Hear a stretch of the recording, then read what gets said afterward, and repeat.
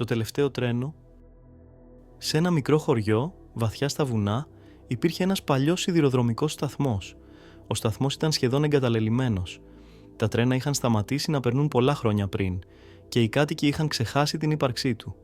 Μόνο οι ηλικιωμένοι θυμόντουσαν τις μέρες που ο σταθμός ήταν γεμάτος ζωή. Όμως υπήρχε μια παράξενη ιστορία στο χωριό. Λέγανε πως μία φορά τον χρόνο, τη νύχτα της Πανσελίνου του Οκτωβρίου, ένα παλιό τρένο σταματούσε στο σταθμό. Δεν υπήρχε στο πρόγραμμα των δρομολογίων, ούτε στις εφημερίδες, ούτε στο διαδίκτυο. Απλά εμφανιζόταν μέσα στη νύχτα σαν φάντασμα.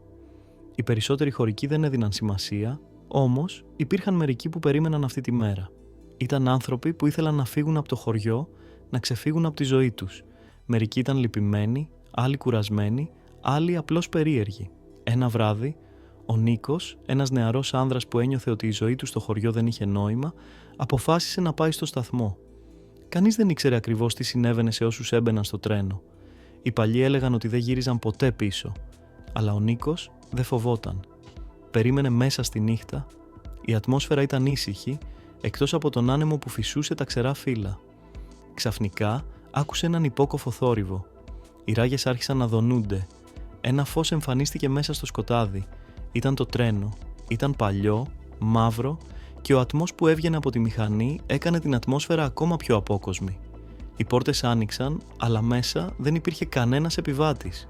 Ούτε οδηγός, ούτε ελεγκτής. Μόνο άδεια καθίσματα και ένας περίεργος ήχος, σαν ψίθυρη. Ο Νίκος έκανε ένα βήμα μπροστά. Κοίταξε γύρω του.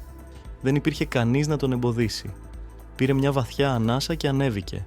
Μόλις μπήκε, η πόρτα έκλεισε αμέσως πίσω του. Το τρένο ξεκίνησε και πριν προλάβει να καταλάβει, είχε φύγει μακριά από το χωριό. Την επόμενη μέρα, οι χωρικοί αναρωτήθηκαν πού ήταν ο Νίκος. Οι φίλοι του πήγαν στο σπίτι του, αλλά δεν τον βρήκαν. Ένας γέρος άνδρας κούνησε το κεφάλι του και είπε: «Δεν θα τον ξαναδούμε. Όπως και τους άλλους πριν από αυτόν. Κανείς δεν ήξερε πού πήγαινε το τρένο.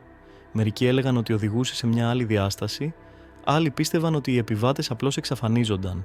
Αλλά κάθε χρόνο, τη νύχτα της Πανσελίνου, το τρένο ξαναερχόταν.